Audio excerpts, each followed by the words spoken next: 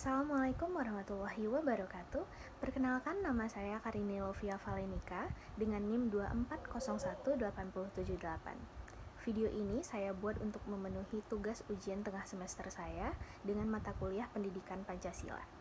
Pada kesempatan kali ini, saya akan menjawab soal yang berkaitan dengan peran Pancasila dalam kehidupan berbangsa dan negara, mulai dari pembentukan karakter sebagai pandangan hidup, dasar negara, hingga sebagai ideologi yang berkaitan dengan hak asasi manusia. Baiklah, saya akan menjawab pertanyaan yang pertama. Menurut saya, secara konsep, peran Pancasila itu sangatlah penting karena itu bertujuan untuk meningkatkan manusia yang profesional, bermoral, dan juga kreatif.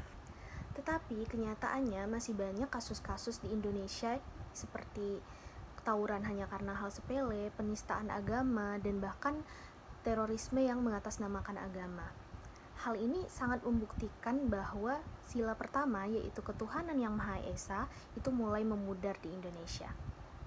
Jadi analisis saya di soal pertama ini adalah masalahnya bukan di Pancasila, tetapi di kurangnya pengalaman nilai, bukan hanya hafalan, pendidikan yang terlalu teoritis, dan lingkungan sosial yang tidak mendukung.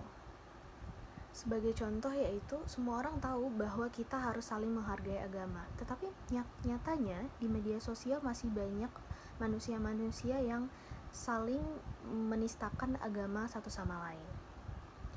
Jadi solusi saya di masalah ini adalah pendidikan Pancasila lebih harus aplikatif lagi, dan orang tua serta lingkungan harus ikut menanamkan nilai-nilai Pancasila, dan juga kita sebagai generasi muda harus mulai dari diri sendiri dan harus menyadari nilai-nilai Pancasila itu sendiri. Baik, saya akan lanjut menjawab pertanyaan kedua. Menurut analisis saya, saat ini kadang ada orang yang sangat mengedepankan nasionalisme, tetapi justru memecah belah persatuan. Hal ini dapat dilihat dari orang yang hanya fokus pada satu kelompok dan tidak menghargai adanya perbedaan. Sebagai contoh, perdebatan mengenai perancangan undang-undang yang berujung pada demonstrasi anarkis. Padahal seharusnya pendapat itu justru bisa disampaikan secara baik-baik dan damai. Menurut saya, nasionalisme harus diiringi dengan toleransi. Patriotisme juga bukan hanya sekedar cinta terhadap negara, tetapi juga menjaga persatuan dan juga kesatuan. Contoh sikap yang bisa dilakukan dalam hal ini adalah menghargai pendapat orang lain, tidak mudah terprovokasi, serta mengutamakan kepentingan bersama di atas kepentingan pribadi atau kelompok. Sebagai dasar negara, seluruh peraturan dan juga hukum yang ada di Indonesia harus berkaitan dengan nilai-nilai yang ada di Pancasila. Namun kenyataannya masih banyak masyarakat yang melanggar hukum dan kurang patuh terhadap aturan. Menurut saya, hal ini dapat terjadi karena pemahaman masyarakat itu masih rendah terhadap Pancasila, dan hukum sering dianggap beban dan bukan sebagai kebutuhan. Contohnya seperti melanggar lalu lintas, melakukan pungutan liar atau pungli, serta tidak taat terhadap aturan di sekolah atau kampus. Menurut saya, jika masyarakat benar-benar memahami Pancasila, maka mereka akan lebih sadar dengan hukum, lebih disiplin, dan lebih bertanggung jawab dalam kehidupan sehari-hari. Baiklah, saya akan lanjut menjawab pertanyaan yang keempat. Jadi menurut analisis saya, korupsi sangatlah bertentangan dengan nilai-nilai Pancasila, terutama sila kedua yaitu kemanusiaan yang adil dan beradab, dan juga sila kelima yaitu keadilan sosial bagi seluruh rakyat Indonesia.